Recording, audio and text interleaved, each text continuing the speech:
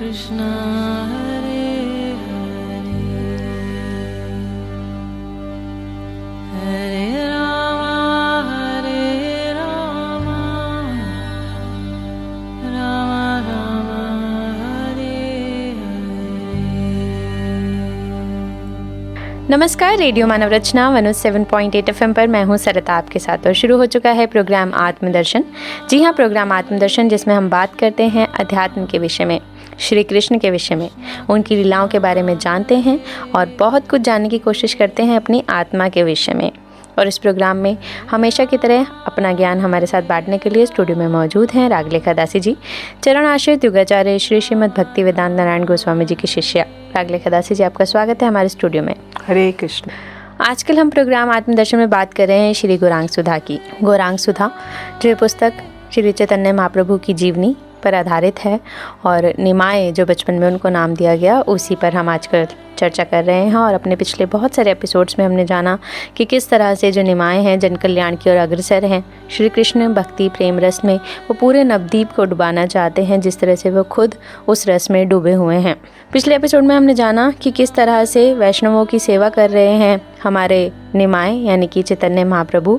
अभी तक हमने ये जाना है कि किस तरह से निमाय जो हैं जब से वापस आए उनका एक बदला हुआ स्वरूप, कहाँ से वापस आए, गया यात्रा से अपने पिताजी का पिंडदान करके जब वो वापस आए तो उसके बाद उनका एक बदलता स्वरूप सबने देखा और उस बदलते स्वरूप को सबने पसंद किया, खासतौर से वैष्णवों ने, जिन्होंने देखा कि वो किसी से तर्क वितर्क नहीं करते हैं, सिर्फ और सिर्फ भक्ति प्रेम रस, कृष्ण के प्रेम रस में डूबे हुए हैं। आगे जानते हैं कि वैष्णवों की सेवा कर रहे हैं वो आजकल।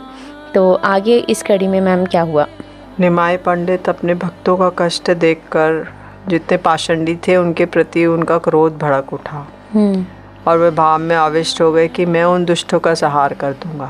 अच्छा। और ऐसा कहकर वो हुंकार भरते हैं, बोलते मैं वही हूँ, मैं वही हूँ। और ऐसा कहकर कभी हंसने लगते और कभी रोने लगते फूट फूट के।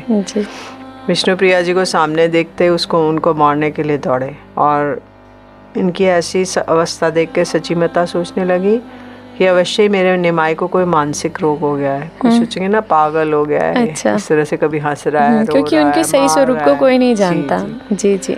तो वो तभी वे पागलों का आचरण कर रहा है। और पुत्र मोह में सची माता दुखी होकर रोते रोते सभी से कहती कि मैं बड़ी अभागिनी हूँ। अब भगवान ने मेरे बड़े पुत्र को तो ले लिया और अब स्वामी को भी ले लिया और अब मेरा एक जीवन का एकमात्र सहारा तो निमाई है। और इसको भी क्या हो गया, ये कभी हंसता है, कभी रोता है, कभी मूर्छित हो जाता है और मन में जाने क्या क्या बोलता रहता है।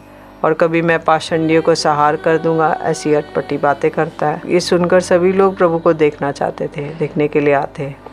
और प्रभु की अलौकिक चेष्टाओं को देखकर वो सब सोचने लगते कि ये वायु रोग से ग्रस्त है और इसकी दिमाग की स्थिति ठीक नहीं है।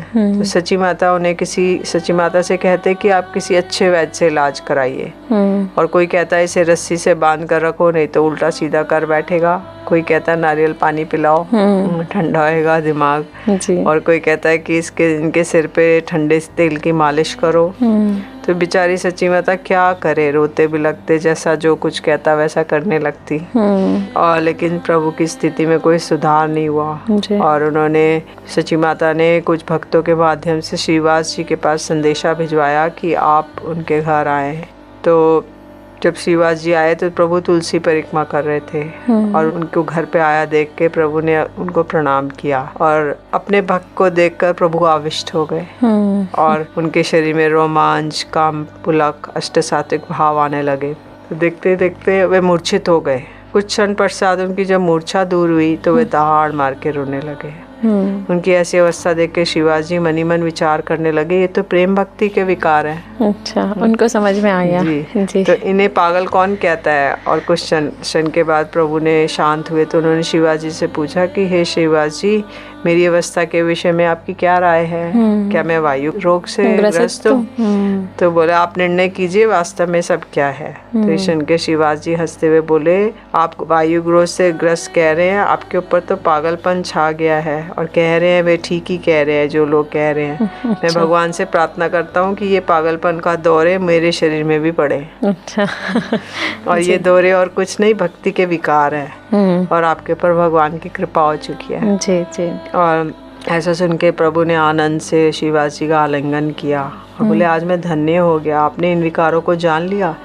इसके अतिरिक्त, आपके अतिरिक्त तो सभी लोग वायु का विकार मान रहे हैं। यदि आप भी वायु का विकार मानते तो मैं आज गंगा में कूद के प्राण दे देता।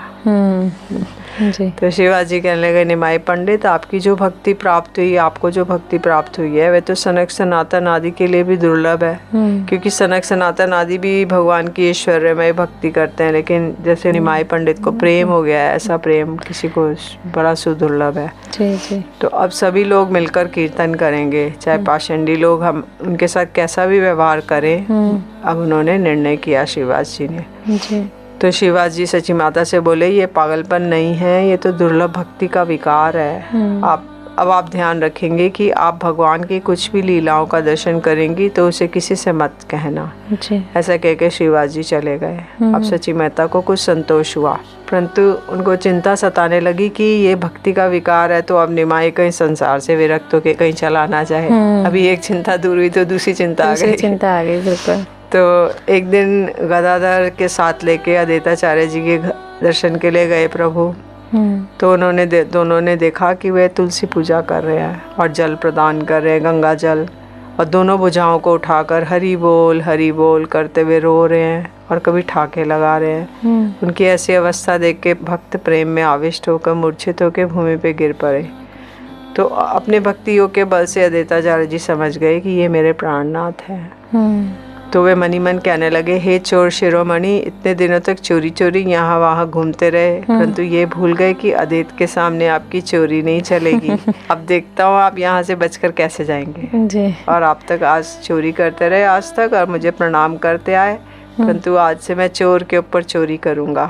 तो ऐसा कह कर अद्वैताचार्य जी पूजा का सारा सामान लेकर आ गए और उन्होंने उनको पाद्य माने उनके चरणों में जल दिया, अर्घ्य दिया, हाथों में आचमन कराया और षोडश उपचार से 16 तरह के उपचारों से उनकी पूजा की महाप्रभु की।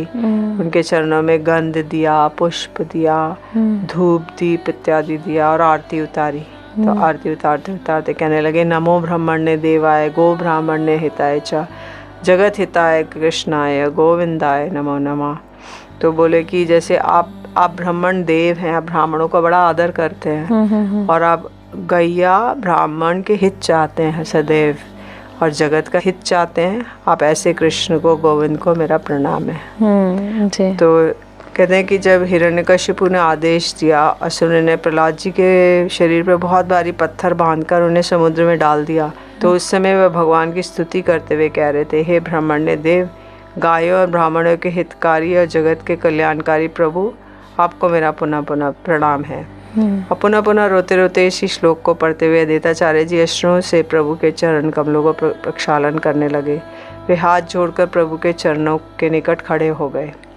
उन्हें ऐसा करते देखकर गदाधर जी को बहुत आश्चर्य हुआ। वे बोले, हे आचार्य, आप तो उम्र में, भक्ति में, ज्ञान में सब प्रकार से निमाई से बड़े हैं, क्योंकि आचार्य तो बहुत बड़े थे ना। तो फिर क्योंकि वो अध्यापक भी थे और ज्ञान में भी, उम्र में भी, भक्ति में भी, तो आप इनको एक बालक की पूजा इत्यादि नहीं करनी चाहिए आपको। इससे तो आपका कल्याण ही होगा। उनकी बात सुनकर अद्वैताचार्य जी बोले, गदाधर, जिसे तुम अभी बालक कह रहे हो, कुछ ही दिन में तुम और सारा जगत उन्हें जान पाएगा और मेरी तरह उनकी पूजा करेगा। जी। ये सुनकर गदाधर विचार करने लगे, अद्वैताचार्य जी प्रकांड पंडित होने से के साथ साथ परम वैष्णव भी हैं, अतः इनकी कोई भी क्रिया निरर्थक नहीं हो सकती। कहीं ऐसा तो नहीं है निमाई पंडित स्वयं भगवान के अवतार हो। अभी वे ऐसा विचार ही कर रहे थे कि उसी समय प्रभु की मूर्छा भंग हो गई। उन्होंने देखा कि अद्वैताचार्य जी भावाविष्ट होके खड़े हुए हैं और अपने को छिपाने के लिए प्रभु दोनों हाथ जोड़कर अद्वैताचार्य जी की स्तुति करने लगे और उनकी चरण धूलि को अपने शरीर पे मलते हुए कहने लगे, हे महाशय, आपके दर्शन करके तो मैं धन्य हो गया और अब मैंने अपने को आपके चरणों में समर्पित कर दिया। आप मेरे ऊपर कृपा करें, क्योंकि आपकी कृपा होने से किसी की जीवा पे कृष्ण नाम स्फुरित हो सकता है। आप ही इस भव बंधन को काट सकते हैं, क्योंकि अद्वैताचार्य जी महाविष्णु है। तो विष्णु जी की कृपा होने से तो सबको भव बंधन कट जाएंगे और कृष्ण नाम आ जाएगा, क्योंकि आपके हृदय में सदा कृष्ण विलास करते हैं। इस प्रकार भक्त वत्सल भगवान, जिनका स्वभाव है भक्तों की महिमा को बढ़ाना, अद्वैताचार्य जी की महिमा प्रकाशित करने लगे। उन्हें इस प्रकार सम्मान कर देखकर अद्वैताचार्य जी मन ही मन कहने लगे, प्रभु आपने क्या चतुराई, आप क्या दिखाएंगे, चोर के घर में मैंने पहले ही चोरी कर लिया है। जी। तो वो कह रहे हैं आप अपने को छिपा रहे थे पर मैंने आपकी चोरी पकड़ ली और मैंने जान लिया कि आप स्वयं ब्रजेंद्र नंदन श्री कृष्ण हैं। फिर कुछ देर बाद अद्वैताचार्य जी बोले, हे विशंबर, आप मुझे सबसे अधिक प्रिय हैं, मैं यहीं पर रहूँगा और जिससे सदा सर्वदा आपके दर्शन कर सकूँगा। इसके लिए समस्त वैष्णवों को आपके दर्शन करने की और आपके साथ मिलकर कीर्तन करने की प्रबल इच्छा है, सभी वैष्णवों की इच्छा है।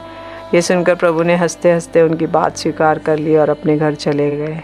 अच्छा, तो अब उन्होंने सबके सामने प्रकट कर दिया कि वो प्रभु हैं? नहीं, ऐसे नहीं, मतलब जिन्होंने पहचान लिया उनको पता चल गया, लेकिन ऐसे ओपनली नहीं किया। अद्वैताचार्य जी को पता चल गया, शिवाजी जी को पता चल गया, कि ये प्रभु गदाधर जी को अभी थोड़ा कम पता चला है, लेकिन पता चल गया। मतलब उनको कहीं ना कहीं हिंट मिल गया उनको। जी, बहुत सुंदर। रेडियो मानव रचना 107.8 FM पर मैं हूँ सरिता आपके साथ, और प्रभु की लीलाओं का वर्णन हम कर रहे हैं अपने इस प्रोग्राम आत्मदर्शन में। आगे और भी जानेंगे बहुत कुछ, लेकिन एक छोटे से म्यूजिकल ब्रेक के बाद सुनते हैं एक प्यारा सा भजन, फिर लौट कर आते हैं। आप जुड़े रहिए रेडियो मानव रचना 107.8 FM के साथ। Feel good, feel live.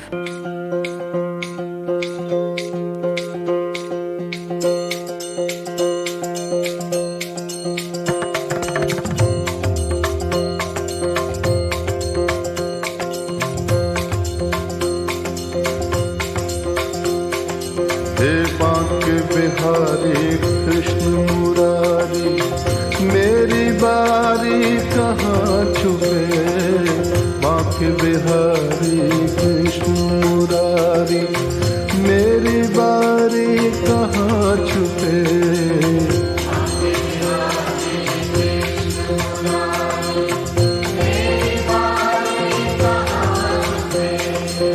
Banke Bihari Krishna Murari, मेरी बारी कहाँ छुपे,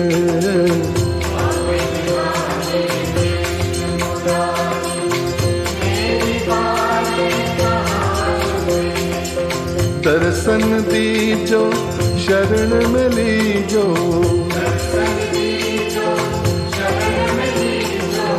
दर्शन दीजो शरण में लीजो,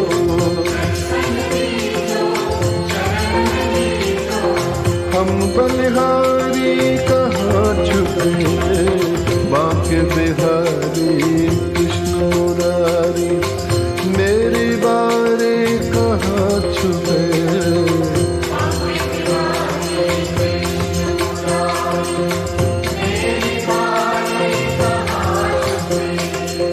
आँख मिचोली हमें न भाए,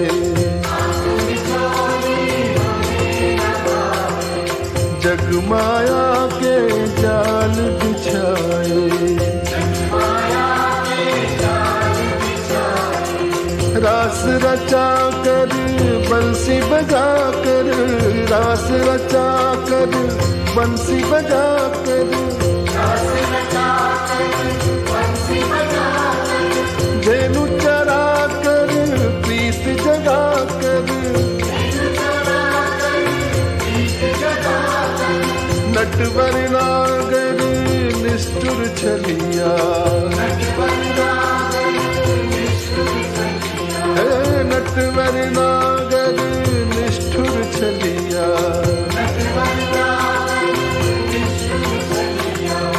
लीला न्यारी कहाँ छुपे, बांके बिहारी कृष्ण मुरारी, मेरी बारी कहाँ छुपे,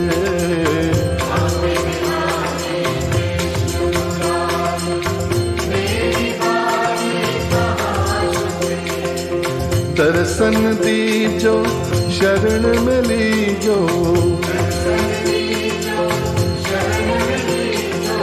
दर्शन दीजो शरण में लीजो,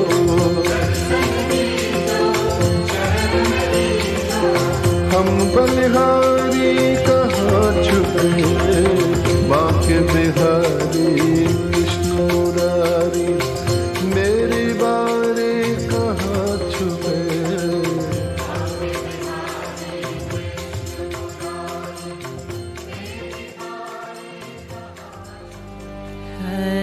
Krishna, Hare Krishna,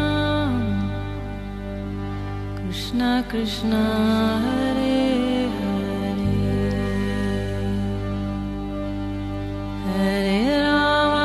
Hare Rama,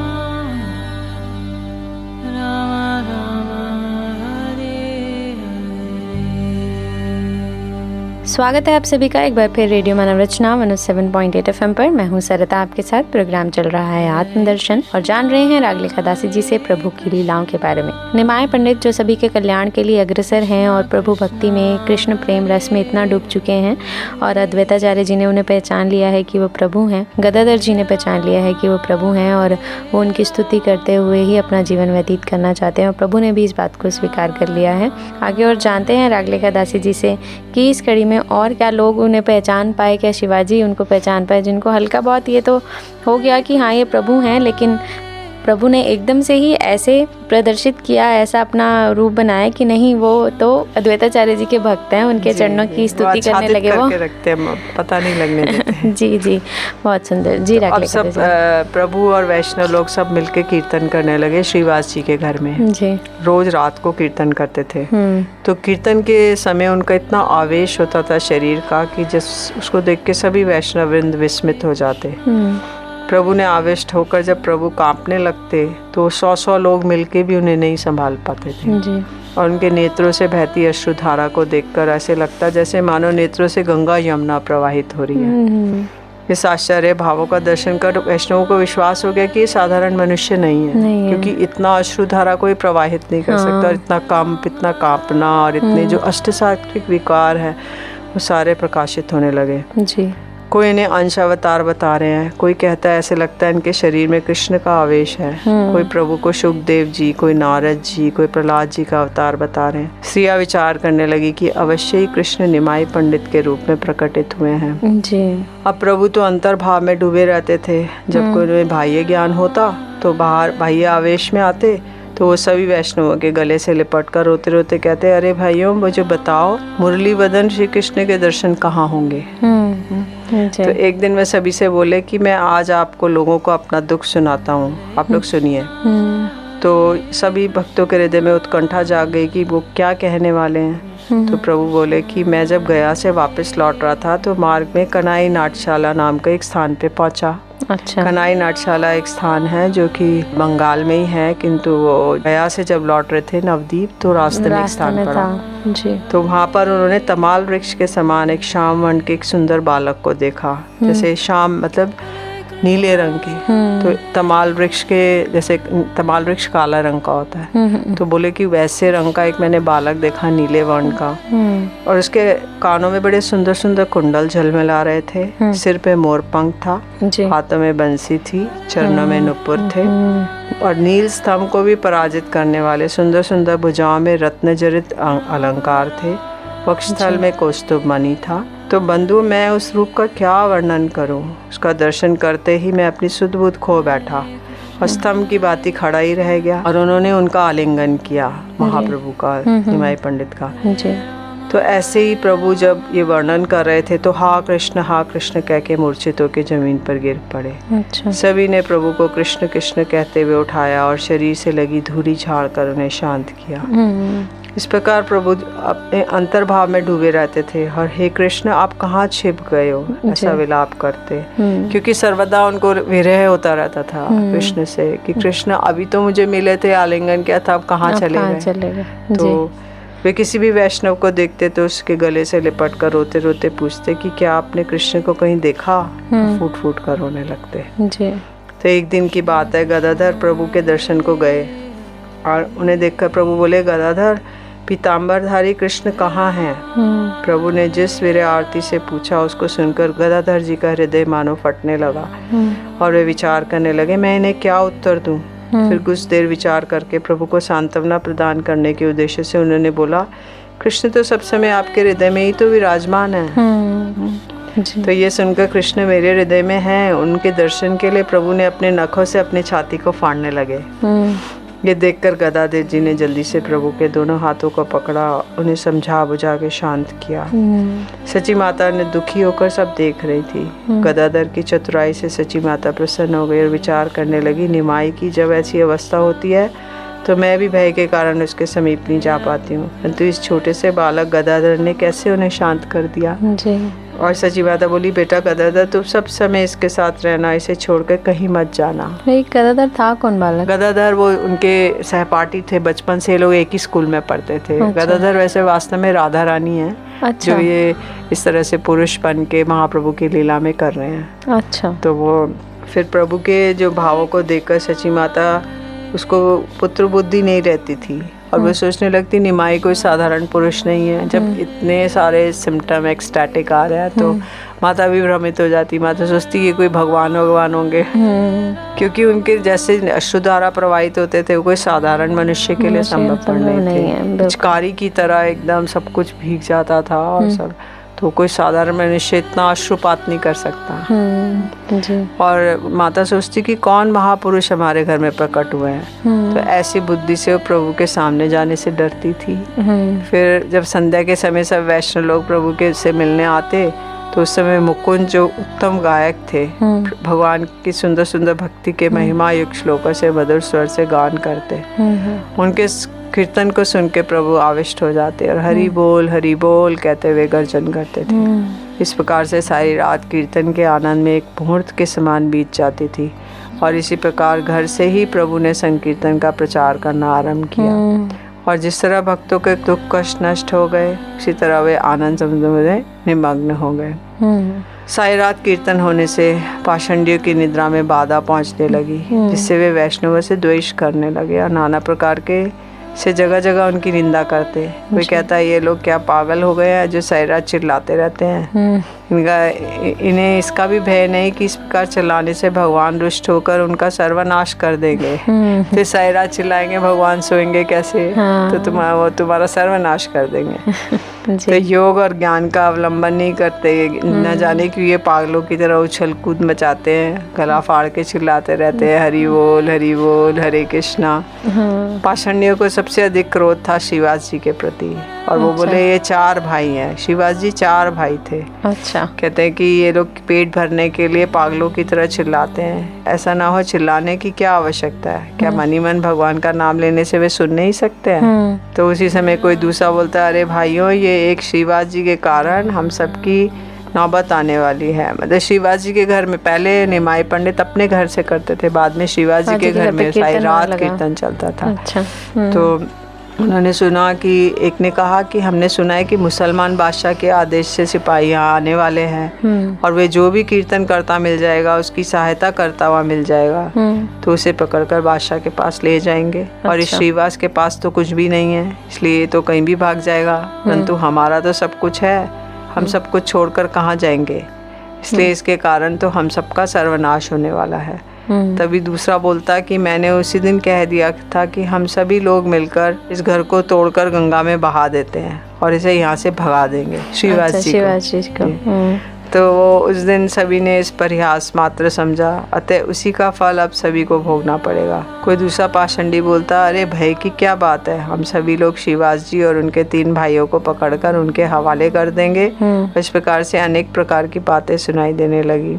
ये बात जब शिवाजी जी के कानों में पहुंची तो वह भयभीत हो गए और क्योंकि राज्य के मुसलमानों का था और हिंदू धर्म अवलंबियों से वे बहुत दुर्व्यवहार करते थे, तो अंतर्यामी प्रभु अपने प्रिय भक्त के हृदय में छिपे भय को जान गए। और अभी तक भक्तों को पता नहीं था कि प्रभु अवतीर्ण हो चुके हैं और सचिनंदन ही स्वयं कृष्ण हैं।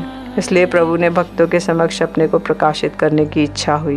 वे नगर के चारों ओर निर्भीक होकर घूमते रहते थे और उन्हें इस तरह से घूमते देखकर पाषंडी लोग कहते, देखो ये निमाई पंडित कैसा ढीठ है, ये सुनकर भी बादशाह के सिपाही इन लोगों को पकड़ने आ रहे हैं, ये कहीं भी छिपता नहीं है बल्कि घूम रहा है। अन्य कोई कहता, देखो तो सही, आने दो सिपाहियों को, वे इसी की अकड़ ठीक कर देंगे। तो एक दिन प्रभु भ्रमण करते करते गंगा के सुरम में तट पर पहुंचे। वहां जाकर उन्होंने चारों ओर देखने लगे उसी समय उनके गायों का एक झुंड गंगा के किनारे दिखाई दिया। अच्छा। उनमें से कुछ तो घास चल रही थी और कुछ पूंछ उठाकर इधर उधर दौड़ रही थी। कुछ सो रही थी और कुछ गंगा में जलपान कर रही थी। इस दृश्य को देखकर प्रभु गर्जन करने लगे और बार बार मैं वही हूँ, मैं वही हूँ, वही हूँ, मतलब मैं वही कृष्ण हूँ। तो अच्छा, ऐसा बोलने लगे। अच्छा। तो उसी आवेश में दौड़ते दौड़ते शिवास जी के घर पे पहुंचे और वहाँ जाकर गरजते हुए बोले, शिवास क्या कर रहा है? ऐसा कहकर उन्होंने घर के अंदर शिवास जी नरसिंह जी भगवान की पूजा कर रहे थे। अच्छा। तो उन्होंने दरवाजे पर जोर जोर से ठोकर मारकर कहने लगे, दहाड़ने लगे, तू किसकी पूजा करता है, किसका ध्यान करता है? तू जिसका ध्यान और पूजा करता है, देख वे तेरे स्वयं तेरे दरवाजे पर आ गया है। अच्छा।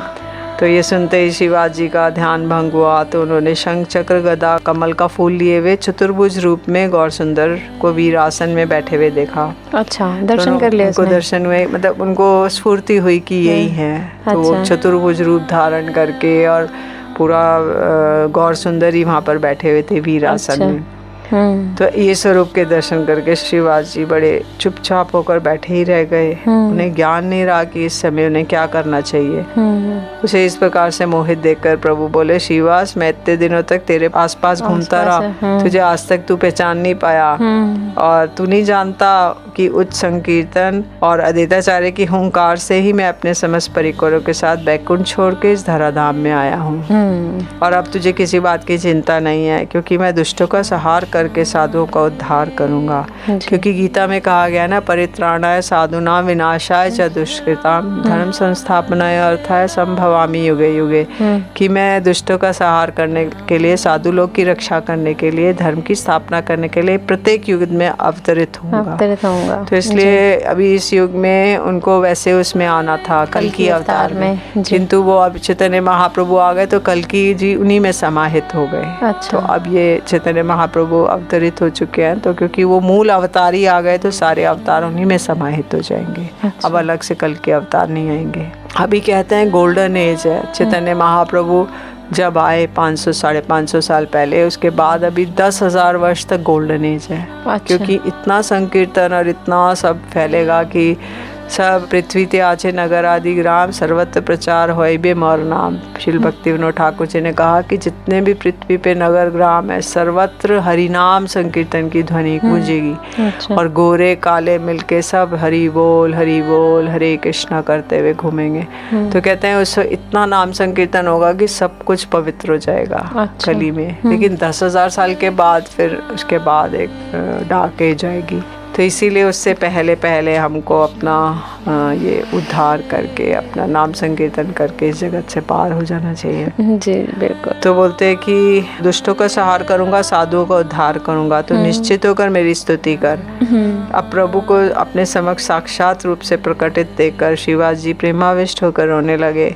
उनका सब भय क्लेश नष्ट हो गया। वे पुलकित होकर हाथ जोड़कर प्रभु की स्तुति करने लगे। तो वो बोलने लगे कि हे जगत पूज्य, आप तो नवीन मेघ के समान आपका श्यामल रंग है। नया नया बादल बनता है तो उसका जैसा रंग होता है ना, ब्लूइश ग्रेइश, तो वैसा, मतलब डार्क ग्रे नहीं होता। डार्क ग्रे जब पूरा भर जाता है बादल जल से तब होता है। शुरू शुरू में नवीन नवीन बना है, वैसा रंग है आपका जी।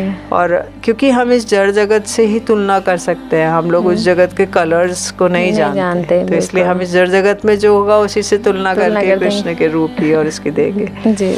तो बोले कि उसके ऊपर जो स्थिर विद्युत के समान आपका पीताम्बर है, आपने एक पीले रंग का ऊपर कपड़ा पहना हुआ है, उतरी है, जो कि एकदम जैसे बिजली चमकते चमकते रुक जाए। तो बिजली कितनी गोल्डन येलो होती है ना, तो वैसे आपका एक पीताम्बर है आपने पहना हुआ है। और आप गोपराज नंद के प्रिय पुत्र हैं और आपके गले में गुंजा माला है। गुंजा एक फल होता है जिसमें लाल लाल रंग का होता है, उसके ऊपर काले रंग की ऐसे टोपी सी होती है। अच्छा। एक कैप सा होता है। तो वो गुंजा माला राधा रानी का प्रतीक है। अच्छा। तो कृष्ण को बहुत प्रिय है, तो उसकी माला बना के राधा रानी कृष्ण को उपहार देती हैं। तो कृष्ण उसको सदैव गुंजा माला को पहने रखते हैं। जी। तो गुंजा माला आपने पहनी हुई है। कानों में मकर की आकृति के कुंडल, मकर माने मछली। अच्छा। तो मछली की आकृति के आपने सोने के कुंडल पहने, तो झलमल झलमल कर रहे हैं एकदम। और आपने सिर पे मोर पंखों का मुकुट पहना है जी। और ये सब कांति से आपके मुख पर अनोखी छटा छिटक रही है। वक्षस्थल पर उन्होंने वनमाला पहनी है। वनमाला 5 प्रकार के पुष्पों की बनी है, 5 रंगों की अलग अलग, और पूरा कभी वो नाभि तक आती है या फिर घुटनों तक आती है। तो और एक नन्ही सी हथेली पर आपने दधी भात का कौर लिया हुआ है। मतलब कृष्ण जब ब्रह्मा जी ने सोचा कि ये साधारण बालक घूम रहा है, ब्रह्मा जी आए। तो उन्होंने देखा ये साधारण बालक दही भात का कौर लेके और बच्चों का झूठा खा रहा है, सखाओं का। तो ये मेरे कोई इष्ट देव नहीं हो सकते, कोई साधारण बालक है। तो उन्होंने सब बालकों को, गैया को, ग्वाल को और सब बछड़ों को एक गुफा में छुपा दिया और पत्थर ढक दिया। तो इसके बाद अब कृष्ण हाथ में दही भात का कवल कौर लेकर और बच्चों को ढूंढ रहे हैं, ग्वाल बाल को। तो वो सोच रहे हैं कि ये तो कोई साधारण बालक है, ये भगवान नहीं है। अगर भगवान होता तो उसे पता चल जाता। तो कृष्ण सब जानते हैं, लेकिन वो ऐसे दिखा रहे हैं कि मैं उन्हें ढूंढ रहा हूँ। तो फिर कृष्ण ने क्या किया कि सारे ग्वाल बाल और गैया बछड़े उनका स्वरूप धारण कर लिया। अच्छा। तो वो जैसे श्रीदाम, सुदाम, सुबल आदि हैं, तो वो वही सखा बन गए उनके वैसे ही ना, कलर कॉम्प्लेक्शन, उनके कपड़े, उनके आभूषण, उनकी लकुटी, उनकी गैया बछड़े सारे बन गए चतुर्भुज कृष्ण। बंसुरी, लकुटी सब, और सब पूरा कृष्णमय हो गया पूरा। वो जो असली वाले वो तो छुपे बैठे हैं, ब्रह्मा जी ने छुपा दिया, लेकिन कृष्ण ने अपने स्वरूप से ये सब बना दिए, क्योंकि वो जानते हैं ब्रजवासी रोएंगे, हमारे बच्चे कहाँ गए, मर गए, ये गाय बछड़े कहाँ, तो वो रोते रोते मर जाएंगे। तो कृष्ण ये नहीं चाहते, तो इसलिए उन्होंने ऐसे स्वरूप धारण करके 1 वर्ष तक ऐसी लीला की जी। तो इधर गर्गाचार्य जी ने घोषणा की कि 1 वर्ष तक बहुत अच्छा मुहूर्त है। तो सब अपने अपने घर में जितनी लालियां हैं, लड़कियां हैं, उनकी सबके विवाह कर दो गोपों से। तो गोपों से विवाह मतलब सबका विवाह कृष्ण से हो गया। और कहते हैं यहाँ तक कि जो गर्भस्थ शिशु हैं, लड़कियां, उनके भी विवाह कर दो। बस 1 वर्ष इतना शुभ है, उसके बाद ऐसा मुहूर्त पूरे उसमें नहीं आएगा जी। तो सब ने अपनी अपनी लड़कियों के विवाह कर दिए। तो सबके विवाह कृष्ण से ही हुए हैं। लेकिन ऊपर से दिखा रहे हैं कि वो गोप की वधू है, वो गोप की बहू है, ऐसे। तो वो उन्होंने बगल में श्रृंगा पकड़ी हुई है। श्रृंगा एक भैंस का सिंग होता है। अच्छा।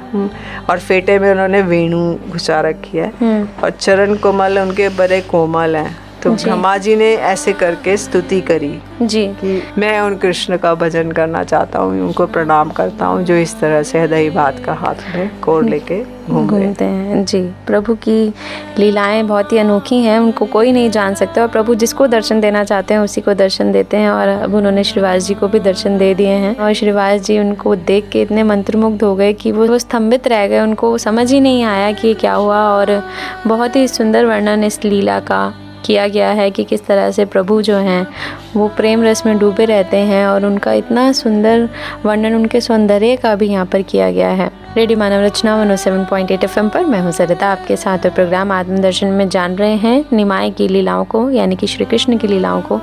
और उन्होंने अपने भक्तों को दर्शन दे दिए हैं जिनको वो देना चाहते थे, और प्रेम रस और भक्ति रस में डूबे हुए अपने वैष्णवों का कल्याण करना चाहते हैं, सारे साधुओं का कल्याण करना चाहते हैं। आगे श्रृंखला में क्या हुआ जानेंगे रागलेखा दासी जी से, लेकिन अपने अगले एपिसोड में, क्योंकि अभी वक्त हो चला है हमारे से जाने का, आपसे इजाज़त लेने का। अगर आप भी कुछ जानना चाहते हैं इस प्रोग्राम के विषय में, आपकी कोई राय, आपके कोई विचार हमारे साथ साझा करना चाहते हैं, तो आप हमें SMS कर सकते हैं 8010781078 पर। रागलेखा दासी जी, आपका बहुत बहुत शुक्रिया हमारे स्टूडियो में आने के लिए और इतनी ज्ञानवर्धक बातें हमारे श्रोताओं को बताने के लिए। हरे कृष्ण। अगले एपिसोड में फिर जानेंगे रागलेखा दासी जी से प्रोग्राम आत्मदर्शन में, लेकिन अभी के लिए मुझे दीजिए इजाजत और सुनते रहिए रेडियो मानव रचना 107.8 FM पर आने वाले और भी प्रोग्राम्स को। Feel good, feel live.